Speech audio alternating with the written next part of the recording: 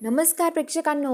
तर आपल्या चॅनलवर नवीन असाल तर चॅनलला सबस्क्राईब करा. तर आजच्या भागामध्ये इकडे आता जी दामिनी आहे ती दामिनी रागाच्या भरामध्ये सावीचा गळा हा दोरीने आवळते.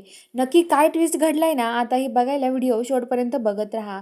तर इकडं धैर्य आणि सावी दोघे वडाच्या पूजा करण्यासाठी आलेले असते आणि आता सावी वडाला फेरे मारते आणि धैर्यसाठी ते पूजा करत असते. धैर्य म्हणतो की हा धागा कधीच तुटणार नाहीये सावी, हा धागा आपला 7 जन्मासाठी असाच बांधलेला आहे असं म्हणत असतो. तर आता सावी म्हणते की हो ना धैर्य, मी कधीच आपली साथ सोडायची नाही एकमेकाची. तर धैर्य म्हणतो की कधीच नाही, आपण एकमेकाचा हात धरून राहायचा असं बोलत असतात. तर इकडे आता जीरा आहे तिथे नेम धरून उभा असते.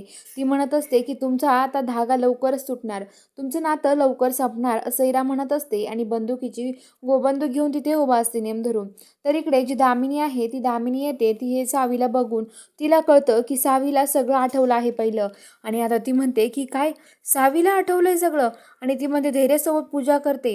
हे सगळं बघून आता दामिनी लगेच सावीला तिथे बोलवते आणि म्हणते की काय ग सावी, तुला काय वाटलं होतं ग, काय करशील तू. तर आता सावी म्हणते की हे बघ दामिनी मुजुमदार, तुझ्या पापाचा घडा भरला आहे, तुझा आता खरा चेहरा मी सगळ्यांसमोर आणणार आहे असं सावी बोलते.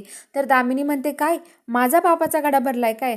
आणि आता लगेच सावी तिथून दोरी घेते हातामध्ये गपचूप आणि आता त्या दोरीने सावीचा गळा आवळते आणि म्हणते की आता सांग, तूच नाही राहिलीस तर माझा पापाचा घडा कसा भरेल, सांग ना, कसा भरशील माझ्या पापाचा घडा.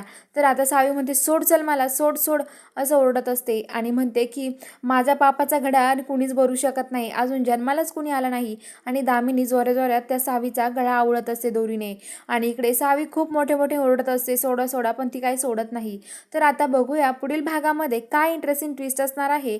हे बघायला आपल्या चॅनलला सबस्क्राईब करून घ्या.